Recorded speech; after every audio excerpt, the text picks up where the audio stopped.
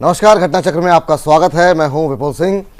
हर रोज की तरह आज भी दो खास एजेंडों के साथ, लेकिन आज का एजेंडा हम जाने उससे पहले आप सभी दर्शकों को गणतंत्र दिवस की बहुत बहुत शुभकामनाएं। और आज का हमारा जो एजेंडा है वो भी इससे जुड़ा हुआ है। आज देखते हैं क्या है आज का एजेंडा। देश और दुनिया भर में मनाया गया 66वां गणतंत्र दिवस। नई दिल्ली के राजपथ पर भारत के सामरिक और सांस्कृतिक ताकत का दिखा नजारा। पहली बार अमेरिका के राष्ट्रपति बने गणतंत्र दिवस समारोह के मुख्य अतिथि।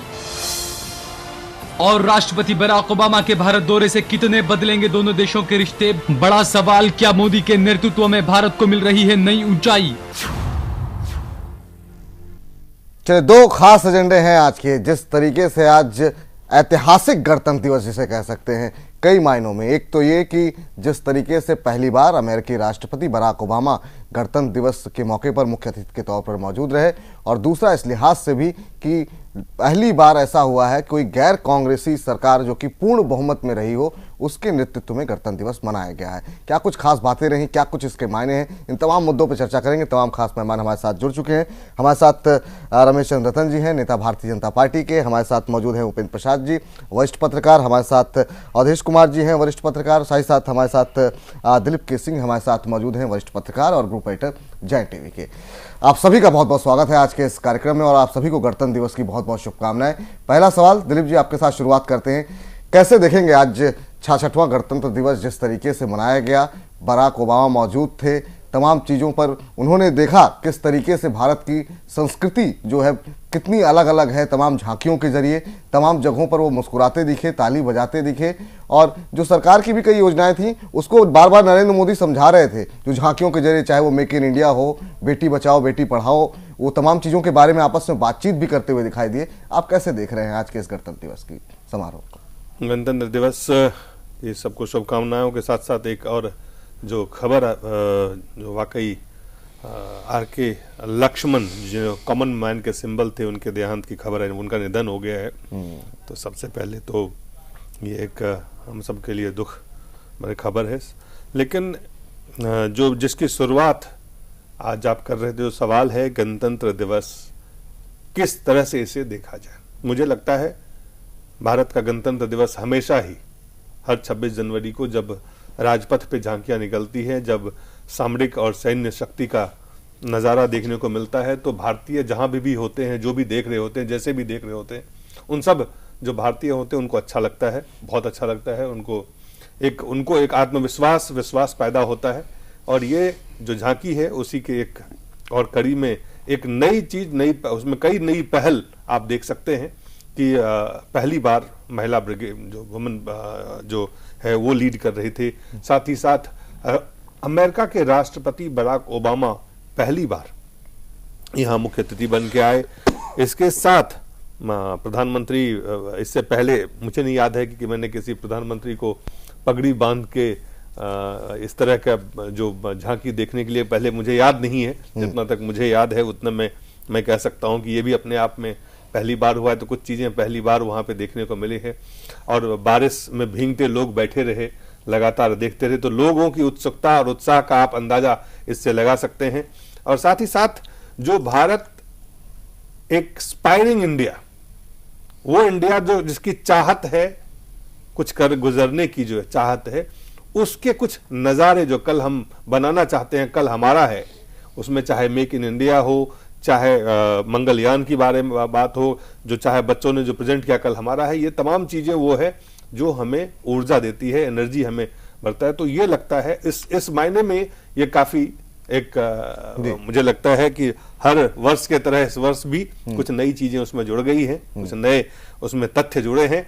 और जो देश के लोग जहां भी दुनिया भर में, देश के भर में जो लोग मना रहे थे, उन्हें देख के ये अच्छा लगा होगा। पहली प्रतिक्रिया तो मेरी यही है। चलिए अवधेश जी, आपसे जानना चाहेंगे, क्या कुछ नया आपको लगा? तो क्या कुछ आपको लगा, कुछ बदलाव नई सरकार के साथ? क्या समारोह के अंदर भी कुछ बदलाव आपको लगा, कुछ नई चीजें दिखाई दी आपको? आप कैसे देख रहे हैं इसे?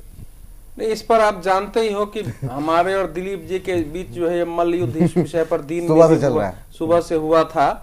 इसलिए मैं चाह रहा था कि शायद उपेंद्र जी के बाद आप लेते, लेकिन मेरा उपेंद्र जी का और दिलीप जी के लगभग पत्रकारिता की शुरुआत लगभग बराबर हुई होगी। एक आध साल आगे पीछे होगा हम लोगों के बीच, इससे ज्यादा का अंतर नहीं होगा। हम लोग सब लोग पत्रकारिता 26-27 वर्ष क्रॉस कर चुके हैं अपने पत्रकारीय जीवन के। हमने छात्र जीवन से लेके अभी तक गणतंत्र दिवस को देखा है, राष्ट्रपति के भाषण को सुना है, उसके माहौल को भी देखा है। गणतंत्र दिवस में यह बात ठीक है कि हर वर्ष कुछ झांकियां बदलती है, कुछ नए होते हैं, कुछ पुराने होते हैं। भारत की सभ्यता, संस्कृति, भारत की शक्ति, उसकी आर्थिक शक्ति, उसकी सामरिक शक्ति, उसका शौर्य, उसका पराक्रम, हर चीजों का प्रदर्शन होता है। लेकिन उस प्रदर्शन के पीछे की सोच और उसका चरित्र और दुनिया को हम इसके द्वारा क्या संदेश दिखाना चाहते हैं, जिसको एक लयबद्धता की जहां तक बात होती है, उस मायने में अगर मैं देखता हूं और साथ ही साथ कुछ विशिष्ट नवीनता के रूप में, तो मुझे यह 66वां गणतंत्र दिवस का उत्सव पीछे अनेक उत्सवों से अनेक मायनों में भिन्न दिखा है और इसमें विशिष्टता और कुछ मौलिकता भी दिखी है। तो ये मैं इसको इस रूप में देखता हूं। दिलीप जी इसको अस्वीकार करे, स्वीकार करे, इसको हम कह सकते हैं कि हर बार तो होता ही है, इस बार भी हो गया। अरे इस बार तो हो गया, लेकिन जो संदेश इस बार वहां से निकल के गया है, केवल अमेरिकी राष्ट्रपति के बैठने से नहीं, वहां के बैठने से जिस तरीके से गया है, क्या इसके पहले इसी तरीके से इस प्रकार का संदेश कभी गया है कि भारत केवल महान सभ्यता और संस्कृति वाला देश ही नहीं है, उसको फिर से पुनर्जागृत, पुनर्स्थापित करने के लिए खड़ा हो रहा है अपने इन कार्यक्रमों के माध्यम से। क्या इसके पहले इस प्रकार का संदेश दुनिया के सामने कभी गया है कि भारत जो है वो इस समय उसका शौर्य और पराक्रम अब इतना ज्यादा हो चुका है कि अगर अमेरिका और दूसरे जैसा देश न भी चाहेंगे वो तो एक दिन में नहीं हुआ है। 66 साल के गणतंत्र दिवस बात कर रहा हूं। ये कोई नहीं कहता है कि ये वो विषय ही नहीं है। ये 66 साल के हर गणतंत्र दिवस में आप गलत दिशा में ले जा रहे हैं। मैंने नहीं कहा कि चमत्कार एक दिन में हो गया, मैंने कहा हर वर्ष होता है, मौलिकताएं हर गणतंत्र दिवस नहीं, लेकिन उसी चीज को, उसी विषय को प्रस्तुत करने का, जैसे मंगलायन पहले भी अंतरिक्ष में विशेष रहा है, पहले भी अंतरिक्ष में गए, लेकिन मंगलायन को अब जिस ढंग से प्रस्तुत किया भारत में कि हम एक अंतरिक्ष महाशक्ति भी बन गए, पहले भी हमने किया है और वह एक दिन में नहीं कह रहा हूं। ये भारत के लिए सर ये विषय ही नहीं है। मौलिकता आज के गणतंत्र दिवस में नहीं है, भारत के गणतंत्र में आप जो कह रहे हैं ना, देखिए हमारे भारत के संविधान में है। नहीं, और संविधान से आज का गणतंत्र दिवस बिल्कुल उसी संविधान में कहां लिखा हुआ है कि इस दिन से हम प्रदर्शन करेंगे?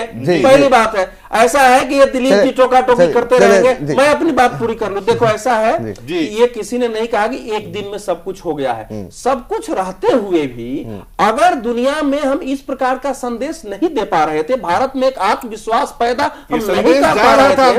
एक सेकंड, गणतंत्र दिवस एक औपचारिकता बन के रह गया था, उसमें एक रोचकता, एक मौलिकता, एक संदेश देश में आत्मविश्वास पैदा करने का उन्हीं चीजों के द्वारा उस ढंग से प्रस्तुत करना, ये उसकी विशेषता रही है। ये चाहे दिलीप जी माने न माने, इनके मानने से कुछ नहीं होता है। देश के 125 करोड़ लोग अगर मानते हैं, दुनिया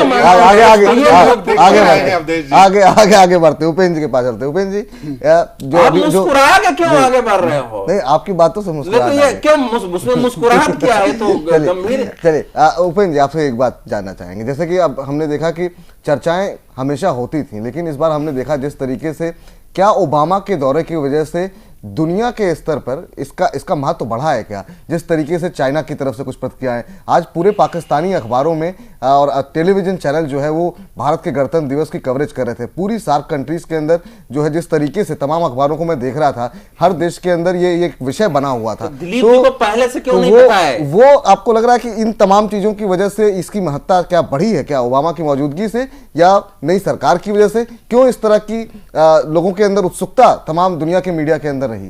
देखिए, सबसे पहली बात है कि जो हमारे देश में जो बदलाव के कगार पर अभी खड़ा है भारत देश, और लोगों का जो नया जोश है, जो नई सोच है और नया जो कुछ, उसको आप मोदी जी कह सकते हैं कि पिछले 1 साल के अंदर उधर जो डिप्रेशन था, पिछले 5 साल का डिप्रेशन था। 5 साल तो मनमोहन सिंह की सरकार ठीक ठाक रही, वो सरकार के बारे में नहीं, गणतंत्र दिवस के बारे में उसका असर है।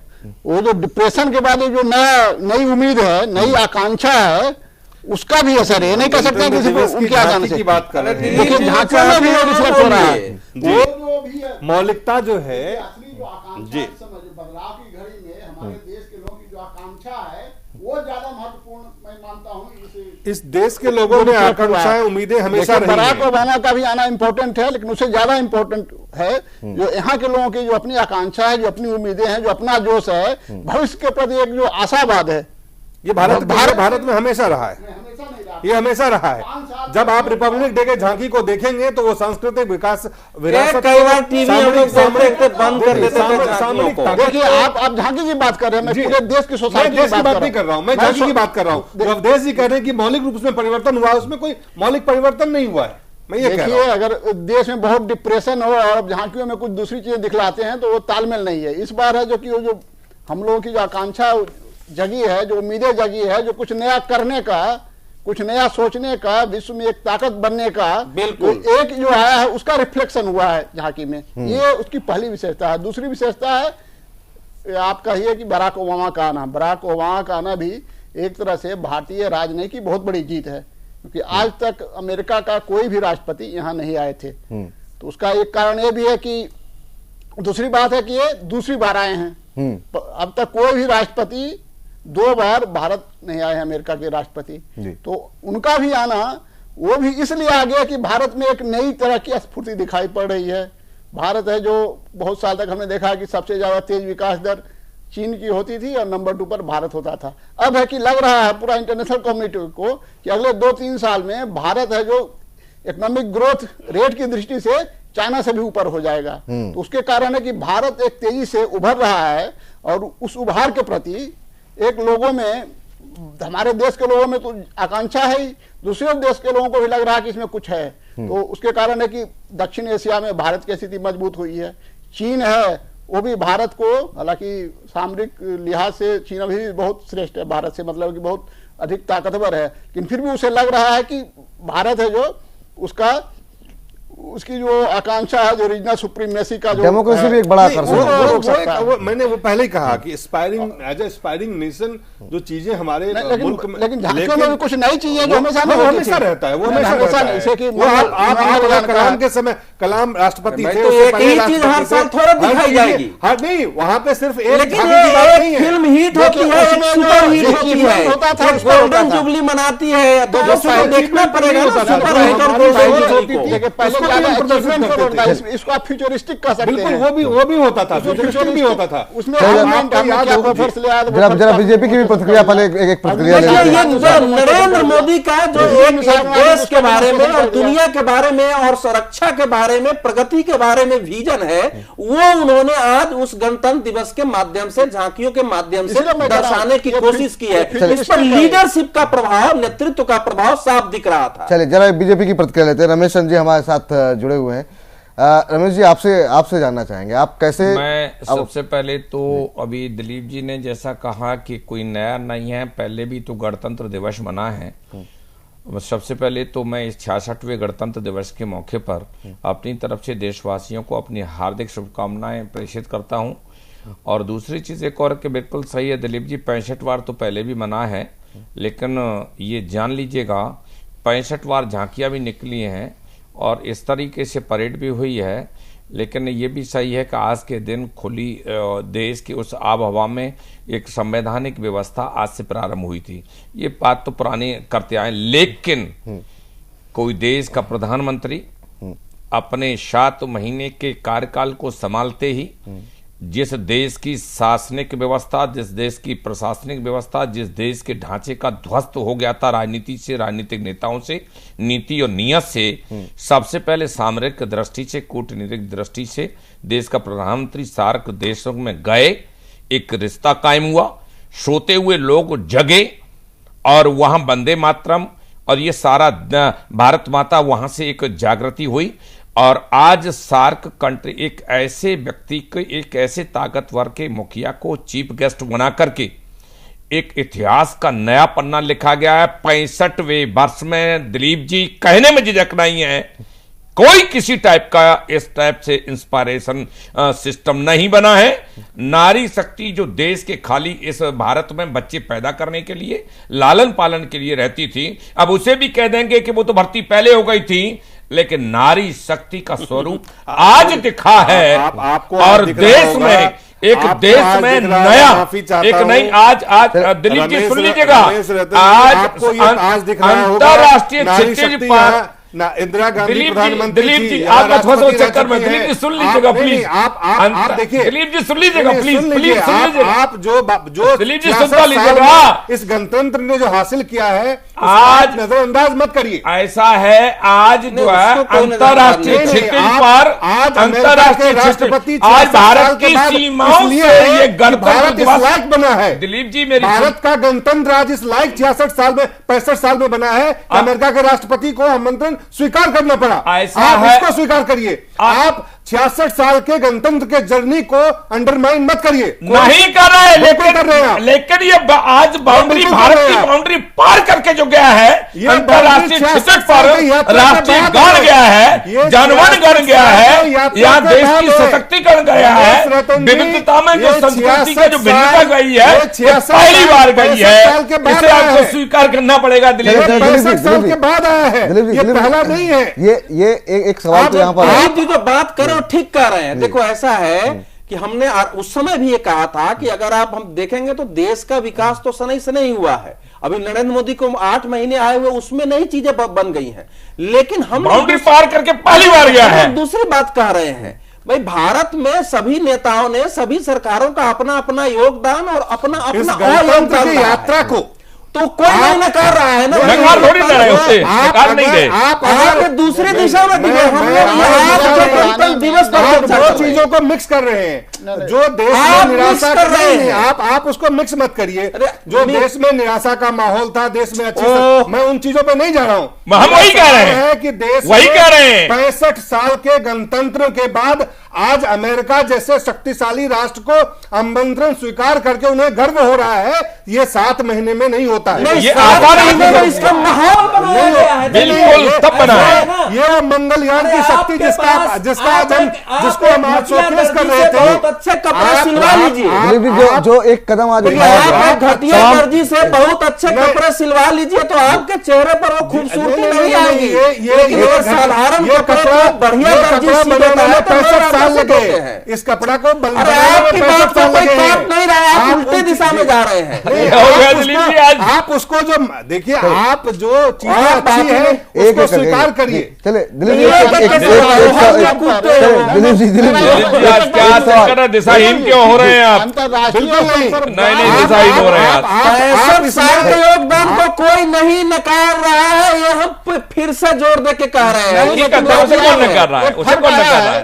यहाँ पे सवाल ये लोग पूछ रहे हैं, इस समय जो है नरेंद्र मोदी के 8 महीनों में जो है ना ऐसे वैचारिक परिवर्तन आए हैं। दिलीप जी यहाँ पे सवाल ये है, कोई इस बात से इनकार नहीं कर रहा है कि 65 साल का जो योगदान है काफी ज्यादा है। सवाल आज के अगर हम बात करें, क्या कुछ नया देखने को मिला? बहुत लोग कह रहे हैं महिलाओं को जो रिप्रेजेंटेशन मिला वो अपने आप में नहीं पहल थी। देखेंगे 1950 में सुकर्नो यहाँ पे आए थे, फ्रांस के राष्ट्रपति आए थे, चीन के लोग यहाँ पे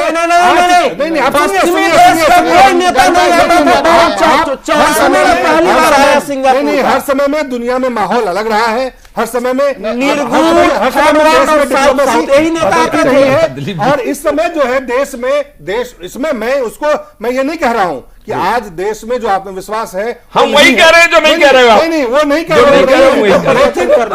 लेकिन जो बात आप कह रहे हैं कि ये जो है कुछ ऐसा अद्भुत चीज आज हुआ है जो पहले नहीं हुआ था। 7 महीने में कुछ तो हुआ है, साल से यात्रा जारी है। देखिए 7 महीने में कुछ तो हुआ है और उसमें नरेंद्र मोदी का गणतंत्र अलग देशों में जाकर इंडियन ब्रांड, आप दो चीजों पर मिक्स कर रहे हैं। इंडिया कोई ब्रांड ही नहीं। नहीं आप नॉन अलाइन मूवमेंट भी नॉन अलाइन मूवमेंट भी भारत को एक मूवमेंट के बाद भारत की स्थिति क्या थी? आप उसके बाद क्या थी? आप कैसे डिफाइन करेंगे? आप उसको एक सवाल नॉन अलाइन मूवमेंट तक, उपेंद्र जी, एक सवाल है, अलाइन मूवमेंट तक उसका भारत की एक शक्ति के तौर पे या भारत एक भारत एक ऐसा मुल्क जो दुनिया के सामने एक नजीर पेश कर रहा था, तो ये चीजें चलती आ रही है, ये चीजें चलती आ रही है। दिलीप जी, सवाल ये तमाम लोग ये कह रहे हैं,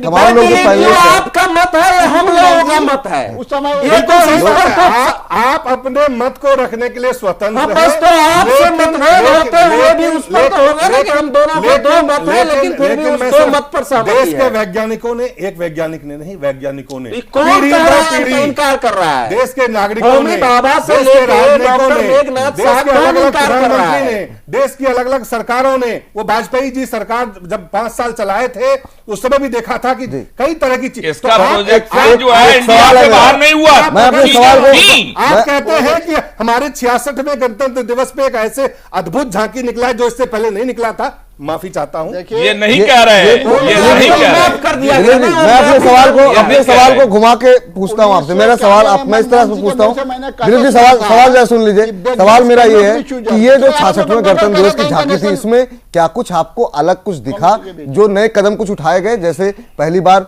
जो सेना की महिला टुकड़ी थी उसका प्रदर्शन रहा, क्या इन चीजों को, मैं वो बोल रहा हूं कि जो कुछ नया हुआ है उसकी सराहना होनी चाहिए? बिल्कुल होनी चाहिए, वही कह रहे हैं हम लोग, हम वही कह रहे हैं। बिल्कुल करिए, उसको करिए, आप उसकी सराहना करिए जो परिवर्तन हुए हैं, और वो हर साल, हर बार, हर समय होते रहता है। ये जो है भारत की यात्रा जो है 47 की आजादी के बाद से और गणतंत्र के बाद से एक यात्रा की तरह से देखे जाना चाहिए। लेकिन ये यात्रा बाहर गई है कि नहीं, सार्क कंट्री में गई है कि नहीं, ये तो बता दीजिएगा ना। अंतरराष्ट्रीय क्षितिज पर यात्रा पहुंच गई। कई ऐसे साल हुए हैं जो हाँ अद्भुत कार्य हुए हैं, अभूतपूर्व कार्य हुए हैं, वो साल आप इसको कह सकते हैं। और मार्केटिंग इस बार बेहतर हुई क्या? ये एक सवाल है, क्या दुनिया की नजर का काफी लोगों की नजर मैं इसको मार्केटिंग के नजरिए से मैं नहीं देखता हूं। नरेंद्र मोदी ने ब्रांड इंडिया को एस्टेब्लिश किया पिछले 7 महीने में, उसको 7 महीने की मैं बात नहीं कर रहा हूं। नहीं तो उसका असर मैं 7 महीने इंडिया को उसका असर पड़ा। सरकार की, नरेंद्र मोदी के लीडरशिप की हम चर्चा नहीं कर रहे हैं। क्या कर रहे हैं? चर्चा कर रहे हैं भारत के गणतंत्र दिवस समारोह की। क्या इस समारोह की ऐसी अद्भुत चीजें हैं जो पहले नहीं दिखाई गई, जो कि सच नहीं है? क्या कुछ अलग, अब सवाल को क्या कुछ अलग लगा इस समारोह के दौरान? पहले अवधेश जी आप, और उसके बाद फिर अगले टॉपिक पे हम लोग जो है ना, कई चीजें मूर्त होती है, कई चीजें अमूर्त होती है, लेकिन अमूर्त का जो प्रभाव होता है, जो पिछले 8 महीनों में नरेंद्र मोदी ने भारत की एक अलग तस्वीर भारत के अंदर और दुनिया में, और जो एक आत्मविश्वास पैदा किया है, मैं बार बार एक कह रहा हूं, उसका एक पूरा आज जो है क्रमबद्ध तरीके से उसका एक संपूर्ण चित्र उभारने की कोशिश हुई है, जो वो भारत को बताना चाह रहे हैं। माने देश को अपनी अस्मिता की पहचान, अपनी विरासत को समझने, उसके अनुसार अपने दायित्व निर्धारण करने के साथ एक आत्मविश्वास पैदा करने की जो कोशिश होती है, वो जो नरेंद्र मोदी कर रहे हैं। दुनिया से कदम मिला के हम चल ही नहीं रहे हैं, हम अग्रणी होने की अक्सर है। हमारी सैन्य शक्ति इतनी प्रबल है कि हम सुरक्षा के प्रति निश्चिंत है। तो जैसे उस समय हमने कहा कि जैसे हनुमान वही थे, लेकिन समुद्र लांघने के लिए जब तैयारी बता हनुमान की हुई, तो जब वो उनका वो विराट स्वरूप दिखने लगा, वो इस बार के गणतंत्र की झांकी थी कि सामने सुरसा जितना बदन बढ़ा रही है, हनुमान जी का बदन दुगना हो रहा है। लेकिन इसमें ये मैं कह रहा हूं कि 1947 से लेकर जो हमारे पूर्वजों ने परिश्रम की, उन सब का योगदान है। लेकिन जो एक राष्ट्र अपनी पहचान, अपनी अस्मिता, अपनी विरासत को भूल रहा था, दुनिया इसको माफी चाहता हूं, ये राष्ट्र अपने विरासत को, राष्ट्र की अस्मिता को आप किसी एक व्यक्ति से, एक सरकार से जोड़ के देखेंगे तो ये बहुत, मैं इस बार के गणतंत्र में मुझे दिखाई दिया। नहीं, मुझे एक छोटा रिएक्शन आपको, चूंकि मैं चाहूंगा रमेश चंद्र जी आप क्या कुछ अलग देखते हैं, बहुत संक्षेप में उत्तर दीजिए। वही ऐसा है, सरकारें पहले भी थी, गणतंत्र दिवस पहले भी मना, लेकिन इसमें भिन्नता सिर्फ ये है कि जो सार्क कंट्री में जो लोग अपने रोजी रोटी के लिए गए थे, और वो अपने कोई देश के आज के दिन से कोई लेना देना नहीं होता था। सबसे पहला काम मोदी जी गए और जाकर आज क्या हुआ? नहीं, वही कह रहा हूं, आज वही हुआ कि आज इस गणतंत्र दिवस की धूम जो है पूरे अंतर्राष्ट्रीय क्षितिज पर गई है। और जो चीजें हम उसमें नहीं कह रहे कि दिलीप जी आपकी बात के पहले नहीं था, ये पहले था। पहले के मुताबिक ही चीज आगे, लेकिन वहां जिस तरह से जो तमाम नई चीजें हुई हैं, चाहे नारी तो पहले भी थी, नारी का सशक्तिकरण पहले अब जो दिखाई दिया है। दूसरी चीज एक और है कि जिस तरह से जो है शासन और इन चीजों की प्रणाली के प्रति जो जनमानस में जो दुर्भाव पैदा हो गया था, वो हर व्यक्ति की लालसा हुई है गणतंत्र दिवस को देखने की, और पूरा अंतर्राष्ट्रीय क्षेत्र देख रहा है। दस्ते जिसकी अगुवाई में आज पैरेड हुआ है, उपेंद्र जी का छोटा सा रिएक्शन मैं आपके पास आ रहा हूं। उस दस्ता को बनने में, उस दस्ता को यहां तक पहुंचने में, वो भी एक यात्रा की तरह देखा जाना चाहिए। अरे भाई, आपके घर में चीनी चाय पत्ती पड़ी हुई है, दूध पड़ा हुआ है, और आप चाय बना के पिला ही नहीं रहे हैं, तो जो पिला रहा है उस समय का असर तो देखना पड़ेगा ना। ये राष्ट्र निर्माण की प्रक्रिया होती है। उस राष्ट्र के आत्मविश्वास की एक सोच जो है आज नहीं बनी है, ये दृढ़ता आज बनी है। आज जो दृढ़ता आई है, सुदृढ़ता आई है, वो आज बनी है। आज उसको नरेंद्र मोदी आगे ले जा रहे हैं, लेकिन ये आज चलो ऐसा स्वीकार कर लो।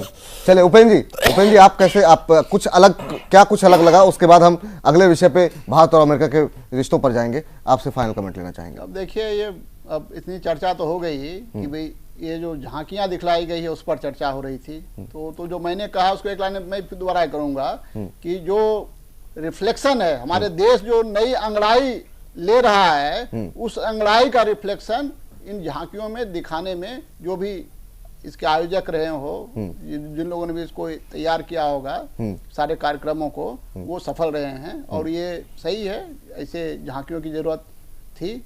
अभी जिस तरह से एक आशा का माहौल है, विश्वास का माहौल है, मोह का माहौल भी आप कह सकते हैं कि मोदी जी ने बहुत सारी उम्मीदें पैदा कर दी हैं, तो उन उम्मीदों के कारण जो मोह पैदा हो गया लोगों में, उस मोह को सही ढंग से रिफ्लेक्ट करने के लिए और उससे जो संबंधित है वो झांकियां दिखलाई गई है, तो सही है। लेकिन ये चुनौती भी है सरकार के लिए कि अगर सिर्फ आप मोह पैदा करते रहेंगे और डिलीवर नहीं करेंगे तो बैकफायर भी कर सकता है। दिलीप जी बहुत संक्षेप में एक छोटा सा कमेंट, फिर अगले विषय पर चर्चा करेंगे। काफी कुछ हटके है इस बार, जो जैसे महिला दस्ता ने परेड का जो है अगवानी जो की है, वो अपने आप में है। अमेरिकी राष्ट्रपति का आना अपने आप में राष्ट्र का आत्मविश्वास की स्वीकार दुनिया भर में, दुनिया के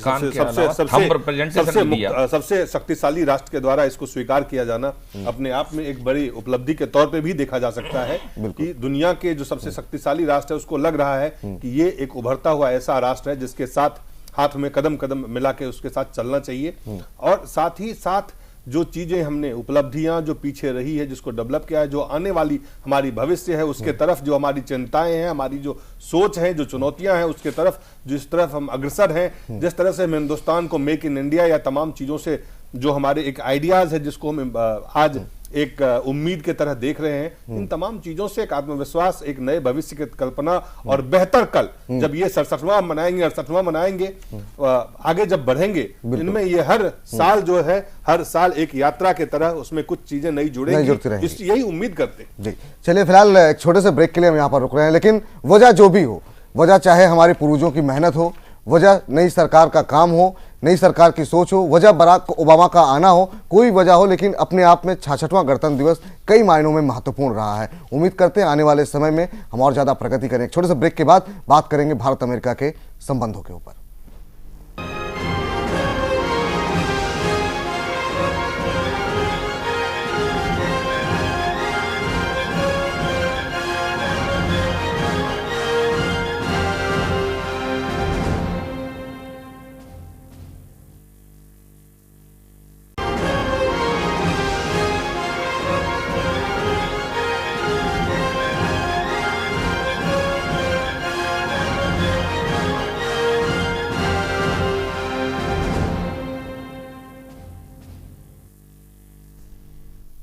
घटना चक्र में ब्रेक के बाद आपका स्वागत है। तमाम पैनलिस्ट हमारे साथ बने और अब हम बात करेंगे जिस तरीके से बराक ओबामा का दौरा चल रहा है, क्या नरेंद्र मोदी की अगुवाई में भारत की विदेश नीति नई ऊंचाइयां छू रही है, क्या भारत अमेरिका के रिश्ते नई ऊंचाइयों पर जा रहे हैं, इस तमाम मुद्दों पर हम बातचीत करेंगे। हमारे साथ तमाम पैनलिस्ट लगातार बने हुए हैं। हमारे साथ रमेश चंद्र रतन जी हैं भारतीय जनता पार्टी के, हमारे साथ उपेंद्र प्रसाद जी हैं वरिष्ठ पत्रकार, अवधेश कुमार जी हैं वरिष्ठ पत्रकार, साथ ही साथ दिलीप के सिंह हमारे साथ लगातार बने हुए हैं वरिष्ठ पत्रकार और ग्रुप एडिटर जायंट टीवी के। अब से कुछ देर पहले ही आज इंडो यूएस समिट में जिस तरीके की कमिटमेंट दो देशों के राष्ट्राध्यक्षों ने दिखाई है, उससे लग रहा है कि चीज़ों को न सिर्फ व्यक्तिगत स्तर पर बल्कि काफी प्रैक्टिकल तरीके से आगे बढ़ाया जा रहा है। अवधेश जी, पहला सवाल आपसे, कल जिस तरीके की बॉडी लैंग्वेज देखने को मिली, खासतौर से बॉडी लैंग्वेज की ही बात करेंगे, और आज जो जो बातें कही गई हैं, भारत की जो प्रैक्टिकल समस्याएं उसको ओबामा ने इंगित किया, और उन्होंने आज स्पष्ट रूप से कहा है कि मोदी को व्यक्तिगत कमिटमेंट के लिए देने के लिए मैं बहुत बहुत धन्यवाद देता हूं। भारत के लिए अमेरिका में बहुत संभावनाएं हैं, अमेरिका के लिए भारत में बहुत संभावनाएं हैं। तो एक जो सिंबोलिज्म था वो तो था ही, लेकिन आपको लग रहा है ग्राउंड पर भी चीजें अब उतरती हुई दिखाई दे रही हैं? देखो, ये सिंबोलिज्म नहीं होता है, एक माहौल होता है। लंबे समय से कोई दीवार नहीं टूट रहा है, जब लोग कोई एक वेग और लहर आती है तो दीवार वो टूटने लगते हैं, और जब दीवार टूटते हैं तो फिर आपको उसके बाद उसको नए निर्माण करना पड़ेगा। तो जो आप कल से लेकर के अभी तक के अगर पूरी यात्रा को नरेंद्र मोदी का हवाई अड्डे पर जाने से लेकर के उनके साथ चाय पिलाने, उनके साथ टहलने, साझा प्रेस वक्तव्य, उसके बाद विदेश सचिव के वक्तव्य, आज के सीईओ की बैठकें, उन सबको अगर हम मिला के देखें तो मैं केवल एक ही प्रश्न देश से पूछूंगा कि इस आधार पर आप उत्तर निकालो कि क्या इस यात्रा के रास्ते में, जो ये यात्रा का रास्ता है, उसमें कहीं ये कंकर पत्थर कील या कोई ऐसी बाधा आपको दिखी है जो लगे कि ये बेकार का काम हुआ है? अगर कंकर पत्थर बाधा और कील नहीं दिखी है तो मानना चाहिए कि ये यात्रा अभी तक की अनेक नेताओं की यात्राओं से सफल यात्रा दोनों देशों की दृष्टि से रही। अब आते हैं दूसरे प्रश्न पर कि क्या कुछ कंक्रीट हुआ है। वो हम लोगों ने चर्चा की है, कल से हम लोग चर्चा कर रहे हैं कि दो बड़े मुद्दे इस समय भारत के सामने थे।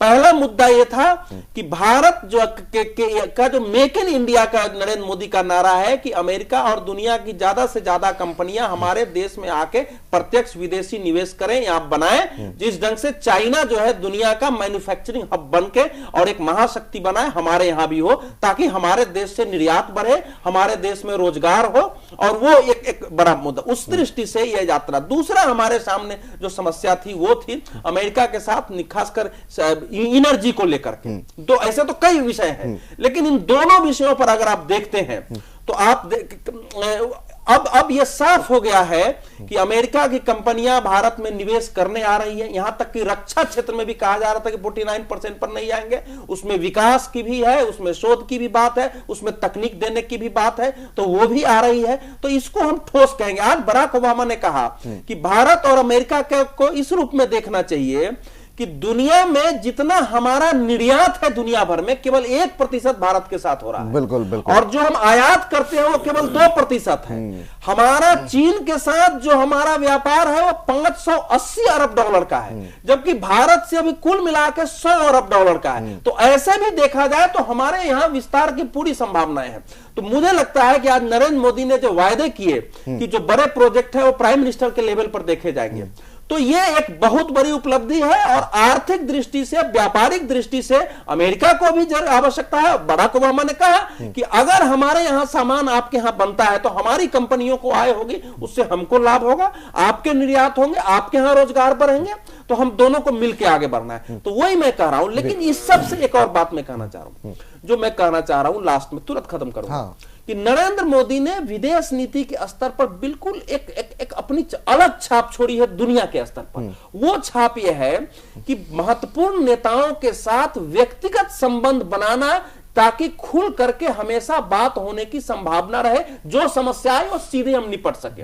और इसका प्रभाव इस रूप में नहीं है केवल छोटा, इसका प्रभाव यह है कि भारत आज अमेरिका या पश्चिम देशों को अब दुनिया के प्रति या किसी के प्रति क्या नीति होनी चाहिए यह समझाने की स्थिति में आ गया है। तो इसका असर WTO में भी दिखाई देगा, इसका असर आपको निर्यात जो एक्सपोर्ट काउंसिल है, वर्ल्ड काउंसिल, उसमें भी दिखाई देगा, इसका आपको जो नाभिकीय निर्यात समूह है वहां भी दिखाई देगा, ये कई स्तरों पर आगे दिखाई देगा। इसलिए इस यात्रा को केवल हम इतने ही तक सीमित नहीं मानते हैं, भावी रूप में इसको मैं एक ऐतिहासिक और युगांतकारी यात्रा मानता हूं। दिलीप जी, आपसे जानना चाहेंगे, जिस तरीके से आज बहुत जो क्या कुछ निवेश की संभावनाएं हैं, प्रधानमंत्री मोदी ने बड़ी आसानी से लोगों को समझाने की कोशिश की। उन्होंने कहा कि the scale of our dream is very huge. उन्होंने बताया कि अगर हमको ट्रेन जो है चलानी है, 6000 जो है रूरल गांव को वहां तक पहुंचना है, तो सोचिए यहाँ पे कितनी आवश्यकता है। उन्होंने बताया कि 2/3 जो है जनता जो है कई देशों की, वो यहाँ पे रोज सफर करती है। तो आप सोचिए किस तरह का रिटर्न आपको मिल सकता है अगर आप यहाँ पे निवेश करते हैं। उन्होंने तमाम चीजों को लेकर के, लाइन कितनी डबल होनी है, क्या कुछ आवश्यकताएं हैं, ऊर्जा के क्षेत्र में कितनी संभावना है। बराक ओबामा ने जैसे कि अपने जो निवेशक हैं उनको जिस तरीके से ब्रीफ करते हुए कहा कि हम $100 अरब का बिजनेस तो कर रहे हैं, निश्चित रूप से उसमें 60% की बढ़त आई है, लेकिन हम चाइना के साथ, सेम आबादी है लेकिन हम चाइना के साथ $560 बिलियन का कारोबार कर रहे हैं, भारत के साथ $100 अरब का कर रहे हैं। तो ये जो चीजें लोगों को, व्यापारियों को समझाई गई एक बिल्कुल इस तरीके से ताकि व्यापारी समझ सके। आपको लगता है कि ये चीजें बहुत आने वाले समय में जो बिजनेसमैन हैं उनके लिए भी काफी अच्छा होगा? कोई भारत के अगर निवेशक जाना चाह रहे हैं अमेरिका, या अमेरिका का कोई निवेशक हिंदुस्तान में पैसे लगाने जा रहा है तो? देखिए, इसमें दो राय बिल्कुल नहीं है कि प्रधानमंत्री बनने के बाद नरेंद्र मोदी ने जितने भी कारगर कदम उठाए हैं वो भारत को विकास एक गति को एक नई गति ही नहीं बल्कि एक नए तरह से गति देना चाहते हैं, और ऐसी गति जो रुके नहीं और जो निरंतर चले। और उन्होंने इस बारे में जो बातें कही है आज, खास करके सीईओ समिट की अगर हम बात करें, उसमें जो की है कि नीतियों में स्थायित्व रहना चाहिए, निरंतर जरूरी है। साथ ही उन्होंने जो बात अवधेश जी कही कि प्रोजेक्ट्स को खुद देखेंगे, बड़े प्रोजेक्ट्स को। इसके साथ उन्होंने जो कारोबार आसान करने के लिए पिछले जब से सरकार बनी है तब से जो कारगर कदम उठाए हैं उसके उन्होंने विवरण जो सीईओ वहाँ पे समिट था वहाँ पे उन्होंने दिया। उसके साथ साथ जो यहाँ पे जो इन्फ्लेशन को लेके और जैसे भारत में जैसे निवेश जो बढ़ा है उसके बारे में बात की, तो ये कुल मिलाकर के माहौल बेहतर करने के तरफ जो भी कदम उठाए जा रहे हैं वो कारगर दिख रहे हैं। ना सिर्फ आप देखिए जो निवेश हुआ है, अगर उसको देखिए, निवेश होने के बोला कि 50% अमेरिकी निवेश जो है पिछले 6 महीने में भारत में बढ़ा है।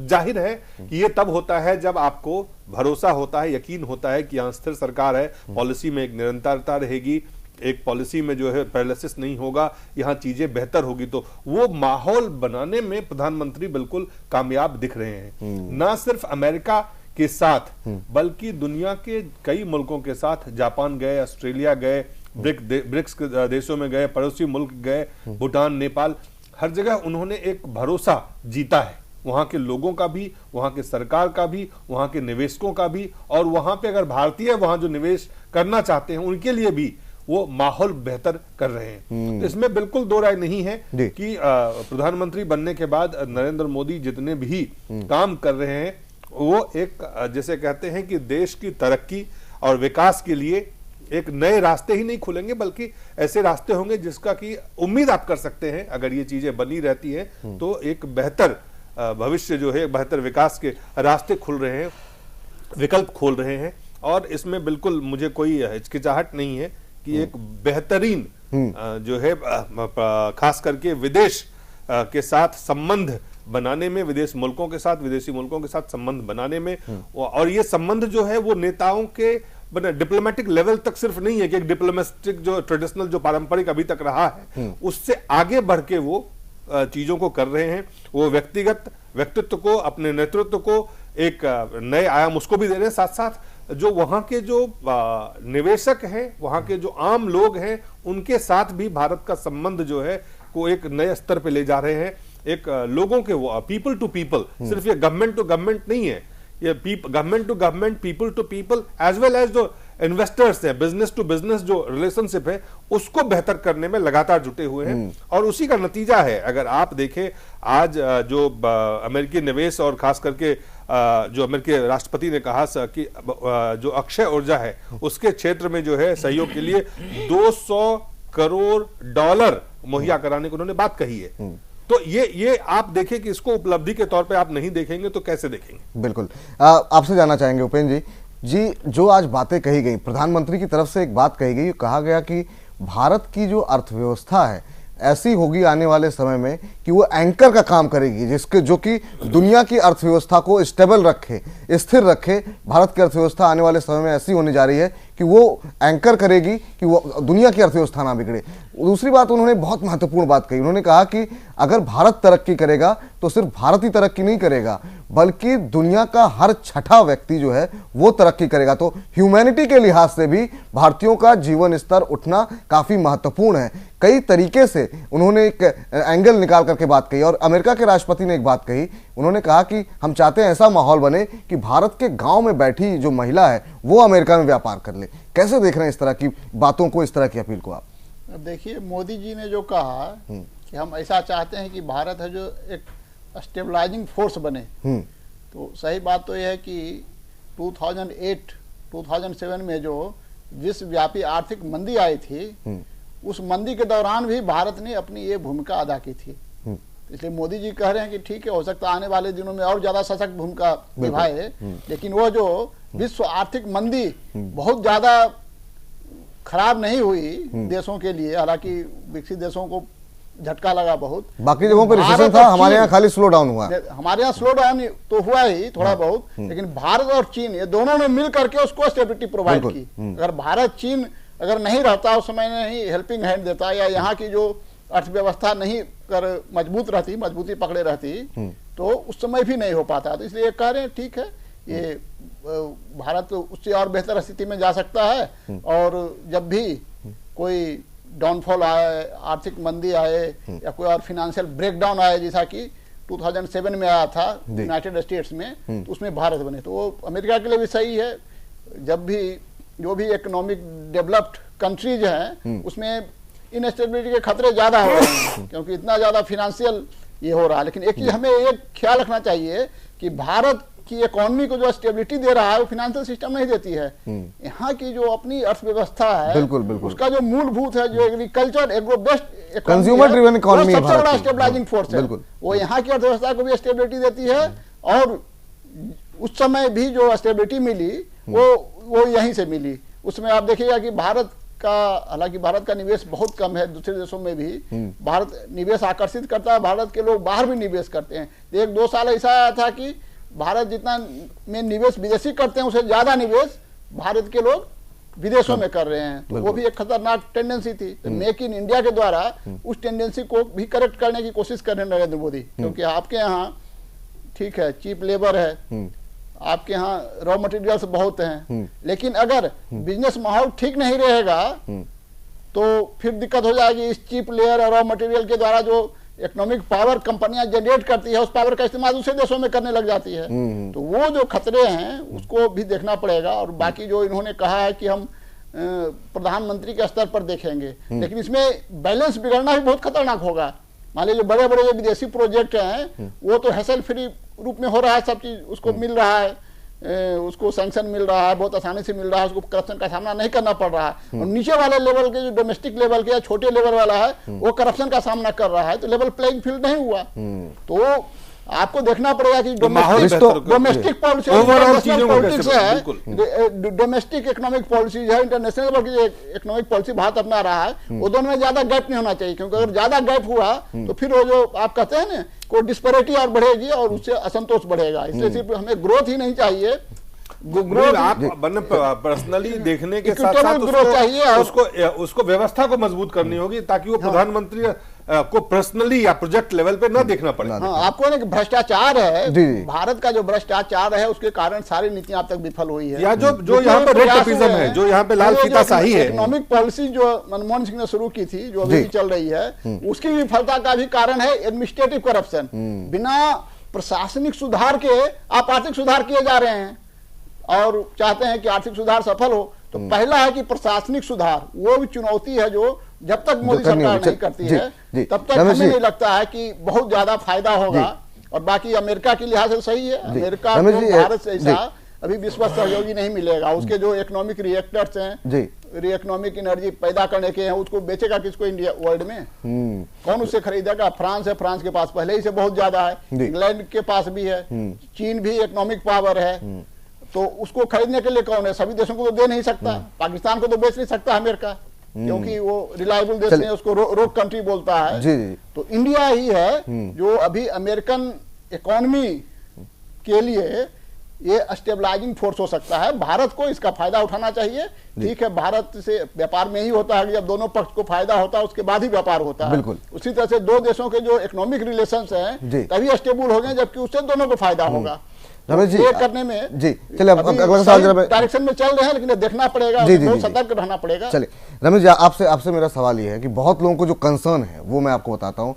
जैसे कि रघुराम राजन की तरफ से आया, मेक इन इंडिया नहीं होना चाहिए, मेक फॉर इंडिया। दूसरा, जो लगातार विदेशी निवेश की बात हो रही है उसमें एक कंसर्न ये है कि जैसे हमारा स्टॉक मार्केट है उसमें लोग कहते हैं डेप्थ उतनी ज़्यादा भारतीय जो है जो निवेशक है उनकी नहीं है, तो जब भी कोई दिक्कत बाहर आती है तो सबसे पहले हमारा भारतीय शेयर बाजार गिर जाता है। तो अगर पूरी इकोनॉमी जो है वो अगर विदेशी निवेश के ऊपर डिपेंडेंट हो जाएगी तो अगर कोई क्राइसिस किसी बड़े देश में आया, अमेरिका जैसे देश में आया या किसी बड़े निवेशक के देश में आया, तो हमारी इकोनॉमी उससे बहुत ज़्यादा प्रभावित होगी, जो कि पहले नहीं होती थी। पहले हमने देखा इतना बड़ा रिसेशन देखने को मिला, लेकिन यहाँ पर कुछ जो शहरी इलाके थे वहाँ पर रिसेशन थोड़े बहुत स्लो डाउन देखने को मिला, लेकिन रिसेशन लोग कहते हैं हिंदुस्तान में नहीं हो सकता। इस चिंता पे आपकी राय? देखिए, सबसे पहली चीज़ तो ये है कि ये एक नारा जो देश में से निकला, मोदी जी का सबका साथ सबका विकास, वो हमको सोचना चाहिए कि डोमेस्टिक और इंटरनेशनल जो पॉलिसी है उसके डिसबैलेंस होने वाले जो शब्द को वहाँ दूर करने का काम किया कि सार्क कंट्री में गए और सार्क कंट्री में जाकर के उन्होंने जो निवेशक थे उनके बीच में जो अस्थिरता फैली हुई थी, वो अस्थिरता को जो है अगर आप गंभीरता से देखें, चाहे तो वो सार्क कंट्री में चाहे देश में भी एक नया करिश्मा हुआ कि एक पर्सनल केमिस्ट्री पैदा हो गई। पर्सनल केमिस्ट्री जो है चाय तक पहुंच गई, बागान तक पहुंच गई। और ये पर्सनल आज तक जो है जहां भी हम लोग देखते हैं कि मुद्दों पर चर्चा हुई, मुद्दों के चर्चे के बाद जो है एकदम चले गए, लेकिन इससे जो अस्थिरता है, डिसबैलेंस है, ये दूर नहीं हो सकता था। यहाँ एक नया आयाम बना कि हम लोग एक पर्सनल केमिस्ट्री में जाकर इतना घुस गए कि वो जो निवेशकों के बीच में जो अस्थिरता का एक स्वरूप जगा हुआ था, वो कतई जाकर सबसे पहले मोदी जी ने सबसे पहले बाहर जाकर के किया, और बाहर जाकर के वो भी वहां भी वही केमिस्ट्री थी और यहाँ भी वही प्रैक्टिकल दिखा दिया।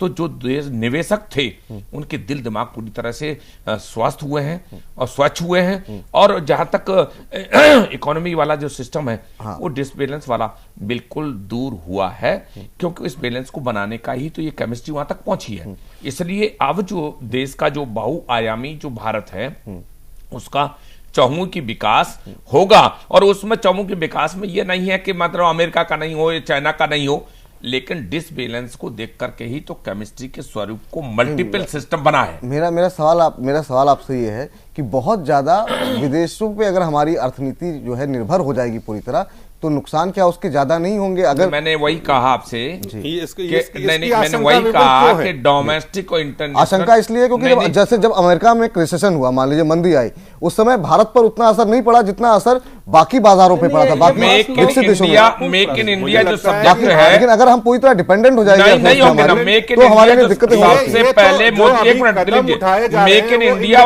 वाला जो नारा है मोदी जी ने जाकर के बाहर भी बोला, अंदर भी बोला, तो डिसबैलेंस वाला सब्जेक्ट तो पैदा ही नहीं होता। हम निर्भर दूसरों पे हों, इसलिए नहीं होंगे कि मेक इन इंडिया का निर्भरता के शब्द से बिल्कुल डिफरेंट सिस्टम है। आपके जवाब जो है, सवाल का जवाब अवधेश जी कुछ देना चाहें? देखो विपुल, ऐसा है कि जब ये बाजार पूंजीवाद जो है, मार्केट इकोनॉमी जो है, इसमें ये खतरा हमेशा बना रहेगा, बाहर की नहीं देश की पूंजी भी, क्योंकि देश में भी जो पूंजी लगाने वाले हैं, अगर समस्याएं बढ़ेंगी तो अपनी पूंजी जल्दी वो निकालना चाहते हैं, विदेशी लेके भागना चाहते हैं। तो इसीलिए इसमें तीन बातें आपके प्रश्न में। पहली बात तो यह है कि भारत की खेती और गांव वो न मरे। ये नहीं है कि स्मार्ट शहरों के विकास में, रेल बनाने के विकास में, बिजली कंपनियां बनाने के विकास में, न्यूक्लियर रिएक्टर लगाने के विकास में, उसमें हमारी खेती और गांव चौपट हो जाए। जरा पूरी कर ले। खाली एक चीज मैं बता देता हूं, जो सीईओ समिट में प्रधानमंत्री ने खुद कहा है कि भारत के अंदर कृषि क्षेत्र में नहीं वो मालूम है, तो क्यों हम लोग तो इसलिए वो जो नरेंद्र मोदी का जो शुरू में उन्होंने विजन दिया था कि हम 33% एग्रीकल्चर कृषि, 33% जो है सेवा और 33% हम इंडस्ट्री पर जोड़ देंगे, क्योंकि इस समय हमारी अर्थव्यवस्था सेवा पर ज्यादा है। इंडस्ट्री आपकी खत्म है, तो आप ऐसे भी देखोगे तो हमारी अर्थव्यवस्था सबसे जोखिम भरी अर्थव्यवस्था है, क्योंकि 59-60% करीब हमारी अर्थव्यवस्था जो है वो निर्भर है। तो एक तो इसका ध्यान रखना पड़ेगा। दूसरा यह है कि जो कुछ भी हो रहे हो, हमारे यहाँ कंपनियां जो बनाने वाले सामान लगा रहे हैं वो तो उठा के भागने से रहे। अगर वो भागेंगे तो हमको लाभ होगा कि भैया भाग रहे हो तो हमको होगा। ये वैसा ऐसा पैसा नहीं है जिसको आप लेके भाग सकें। इंफ्रास्ट्रक्चर इसमें आप पैसा लगा रहे हैं। तीसरी बात जो खतरा इसमें ये आता है कि ये लोग जो पैसे लगाते हैं, जैसे 49 किलोमीटर सड़क आपने बनाया, आप 30 रुपया कार का और 50 रुपया आपने जो है बड़ी गाड़ियों का आप 30 साल तक ले रहे हो और धीरे धीरे बढ़ता जाता है, तो वो भी भारत के बहुत सारे पैसे उसमें चले जाते हैं। वो सब चीजों को के लिए निगरानी और नियंत्रण की व्यवस्था करनी जरूरी है। लेकिन जो कुछ आप कह रहे हैं, मार्केट इकोनॉमी जो है उसका ये उसमें हमेशा संभावना फेल होने की, रिसेशन होने की, गिरने की, डूबने की बनी हुई है। वो आज भी आप लोग भले मान ले, मैं नहीं मानता हूं कि अमेरिका यूरोप का कंप्लीटली रिसेशन दूर हो गया है, क्योंकि वो व्यवस्था एक सीमा तक अभी दिक्कत है, काफी दिक्कत है कि रिसेशन नहीं खत्म हो सकता। तो हमको सतर्क रहना है, हमको सतर्क रहना है। जितना उद्योग चाहिए केवल उतना ही हम करें, उस दिशा में हम फॉरेन डायरेक्ट इन्वेस्टमेंट की दिशा में इतना न बढ़ जाए कि जो आधार हमको 2008 से 10 तक बचाए रखा वही आधार नष्ट। दोबारा आते हैं भारत अमेरिका के मुद्दे पर। दिलीप जी, आपसे जानना चाहेंगे, चलते चलते आखिरी जो बात कही थी बराक ओबामा ने, वो ये कहा कि अगली विजिट में मैं इस बात का ध्यान रखूंगा कि मैं और ज्यादा प्राइवेट मूवमेंट जो है वो बिताऊं। तो एक तरीके से चुटकी भी ली और ये दिखाया किस तरीके के आत्मीय संबंध हैं। आखिरी कमेंट आपसे मैं जानना यही चाहूंगा, किस ऊंचाई पर आप देख रहे हैं भारत और अमेरिका के मौजूदा जो रिश्ते चल रहे हैं? मुझे लगता है कि प्रधानमंत्री नरेंद्र मोदी की खास करके जो विदेश जितने भी हमारे दुनिया में जो मुल्क है उनके साथ जो उनके रिश्ते बनाने की जो शुरुआत उन्होंने की, एक नए इन रिश्तों को एक नई ऊंचाई पे वो ले जा रहे हैं। आप किसी के साथ देखें, अगर कुछ प्रयास तो यही है जी, प्रयास, और उस प्रयास में ईमानदारी से इस प्रयास को वो आगे बढ़ा रहे हैं, चाहे वो पड़ोसी मुल्क के साथ हो या दुनिया के अन्य मुल्क के साथ हो। और मेरा मानना है कि वो सिर्फ एक मुल्क के साथ या अमेरिका के साथ इस तरह का संबंध स्थापित नहीं कर रहे हैं। ये संबंध वो स्थापित करने की उनकी सोच है, यहां तक कि जो हमारे पड़ोसी मुल्क है उनके साथ भी यही सोच उनकी बनी हुई है। और ये आप किसी भी, चाहे वो जहां गए हैं, चाहे ऑस्ट्रेलिया में हो, मैं पहले भी कह चुका हूं, हर मुल्क के साथ वो एक नए तरह से संबंध को रीडिफाइन कर रहे हैं। तो और वो डिप्लोमेसी जो है वो ट्रेडिशनल नहीं है, ट्रेडिशनल तरीके के साथ साथ वो उसमें कई चीजों अपनी तरफ से जोड़ रहे हैं, जिसमें उनकी अपना जो व्यक्तित्व है वो भी, अपना जो पर्सनल टच है, मोदी टच, जैसे मोदी का मिडास टच आप कह सकते हैं कि वो टच भी है। वो टच देके उसको एक नई ऊंचाई पे एक लाइन में कह के ये जो कहे है ना, उन्होंने ये नहीं कहा है कि चलते चलते क्या है, मेरे ये गीत याद रखना, कभी अलविदा ना कहना, कस्में वादे निभाएंगे हम, मिलते रहेंगे जन्म जन्म। ये उन्होंने बताया कि हमारा रिश्ता इतना गहरा हो गया है कि अब हम एक रिश्तेदार की तरह आते जाते रहेंगे। बहुत औपचारिक इन रिश्तों में विपुल, ये जो रिश्ते होते हैं ना, ये दो मुल्कों के हितों पे आधारित होते हैं। जहां पे भारत के हित जहां तक आगे रखा जाएगा, वो अगर कॉम्प्रोमाइज नहीं होगा तो ये रिश्ते बेहतर होंगे। चलिए, बहुत बहुत शुक्रिया। लेकिन जैसे देखो यूरोप अमेरिका वगैरह के नेता एकदम तुरंत चले जाते हैं 1-2 दिन के फोन पर ना, वो स्थिति बनाने की स्थिति है भारत और अमेरिका में। चलिए रमेश जी बहुत बहुत शुक्रिया, उपेंद्र जी आपका भी बहुत बहुत शुक्रिया, अवधेश जी आपका भी बहुत बहुत शुक्रिया, दिलीप जी आपका भी बहुत बहुत शुक्रिया। निश्चित रूप से स्थितियां काफी अनुकूल दिखाई दे रही हैं, नई दिशा में भारत अमेरिका के रिश्ते तब्दील होते हुए दिखाई दे रहे हैं। पर क्या इन रिश्तों से हिंदुस्तान की तस्वीर बदलेगी, यह आने वाले समय में पता लगेगा। और मन की बात में क्या कुछ बातें कहते हैं मोदी और ओबामा, इस पर कल हमारी नजर रहेगी। आप देखते रहिए घटनाचक्र और जैन टीवी। नमस्कार।